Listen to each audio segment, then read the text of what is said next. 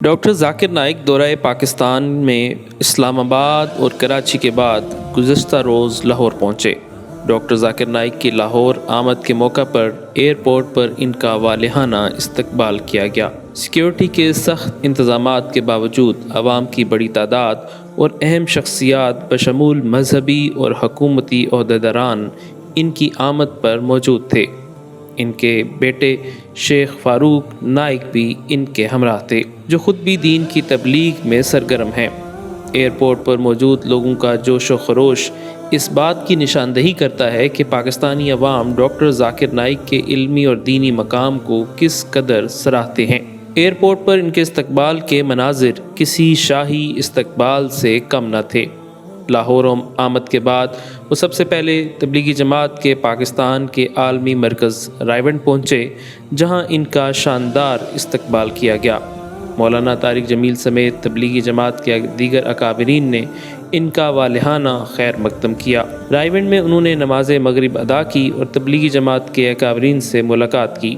ان کی آمد پر سیکیورٹی کے سخت انتظامات تھے۔ رائیونڈ میں موجودگی کے دوران عوام کی بڑی تعداد ان سے ملنے اور ان کی باتیں سننے کے لیے موجود تھی، جس کی وجہ سے مرکز کے باہر بھی رش دیکھنے کو ملا اور گاڑیوں کی روانی متاثر ہوئی۔ ڈاکٹر ذاکر نائک اس دورے میں اسلام آباد، کراچی اور لاہور جیسے بڑے شہروں میں مختلف اجتماعات سے خطاب بھی کر رہے ہیں، جہاں لاکھوں لوگوں نے ان کی تقاریر سنی۔ یہ دورہ پاکستان کے مذہبی حلقوں میں انتہائی اہمیت کا حامل سمجھا جا رہا ہے اور اسے دعوت و تبلیغ کے کام میں مزید فروغ کا ذریعہ تصور کیا جا رہا ہے۔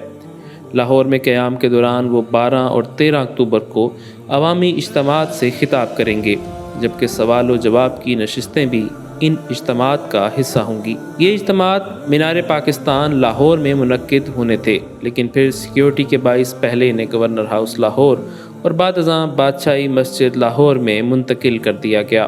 ان کے لیکچرز کا موضوع زندگی کا مقصد، قرآن کو سیکھنا اور سمجھنا ضروری کیوں ہوگا۔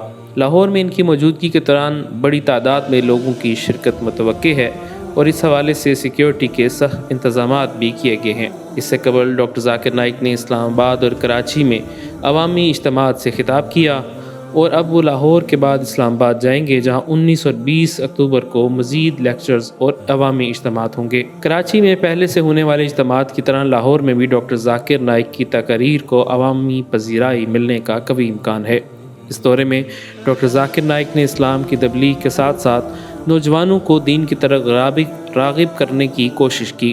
لوگوں کے اس جوش و خروش اور لاہور میں ان کی تقریر کے حوالے سے بڑے اجتماعات کے لیے اضافی انتظامات بھی کیے جا رہے ہیں، تاکہ لوگوں کو ان کے پیغامات سننے کا موقع مل سکے۔ ان کی تقاریر کو پاکستان بھر میں ٹیلی ویژن اور سوشل میڈیا پلیٹ فارمز پر بھی براہ راست نشر کیا جا رہا ہے، جس سے لاکھوں کروڑوں لوگ مستفید ہو رہے ہیں۔